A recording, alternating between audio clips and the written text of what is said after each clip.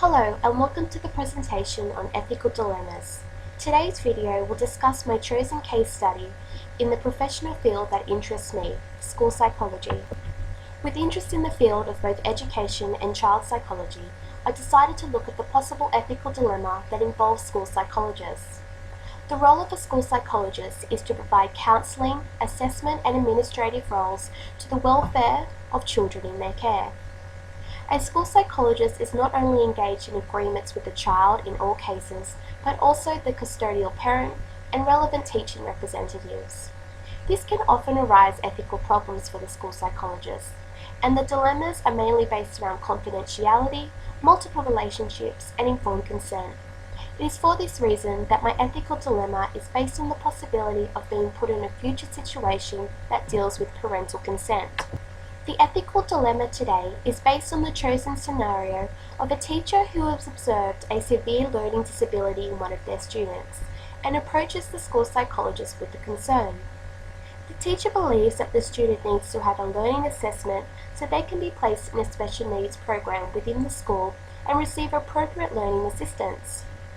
Through a day's observation, the school psychologist agrees with the claims and refers to the Australian Psychological Society standards for the correct procedure before continuing. Before the assessment begins, the psychologist needs a consent form to be signed by the parent of the child. However, here lies the dilemma, as the parents refuse to agree to the assessment as they don't like the possibility of their child being labelled as special needs. As a psychologist, do I either wait for the parents to come around, or do I explicitly express the need for a high need for an assessment? Both ways have their disadvantages, as somewhat forcing the parents into the assessment may make them more resilient, and leaving it and ignoring the situation is neglecting the child's need for a better education. Ultimately, a primary source of guidance when faced with ethical dilemmas is the ethics code of one's profession. The Ethics Code provides a conduct of codes comprised of enforceable minimal expectations for professional conduct. Considering the present scenario, there are two codes of ethics that will be used for guidance in resolving the present ethical dilemma. The Australian Psychological Society Code of Ethics 2007 and the Professional Practice for Teachers ACT 2006 will be used throughout the presentation. The main ethical considerations from the APS Code of Ethics 2007 will be listed across the next two slides. The first one is concerned with informed consent. The principle requires the psychologist to be forthcoming in assessment procedures and policies. When dealing with persons under 18 years, a consent form needs to be signed by a guardian before an assessment can proceed.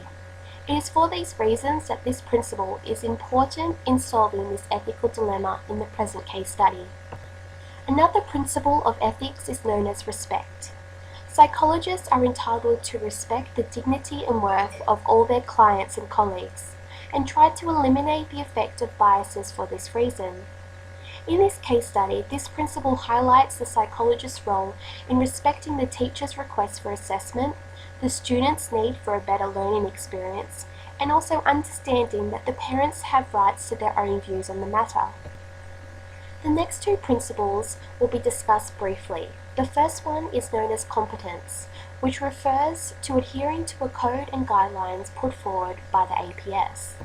And finally, professional responsibility refers to the way a psychologist conducts him or herself within the profession and the practicing organisation. The Code of Professional Practice for Teachers ACT is also an important ethical consideration of the chosen case, as these standards are to be upheld for all those who are employed in the field of education. These standards will be mainly used in the present study in making an ethical resolution to ensure the consideration of the third party being the teacher and the organisation being the school. The main principles of this code include obligations and probity, and I now invite you to review them before continuing on to part 2 of the video.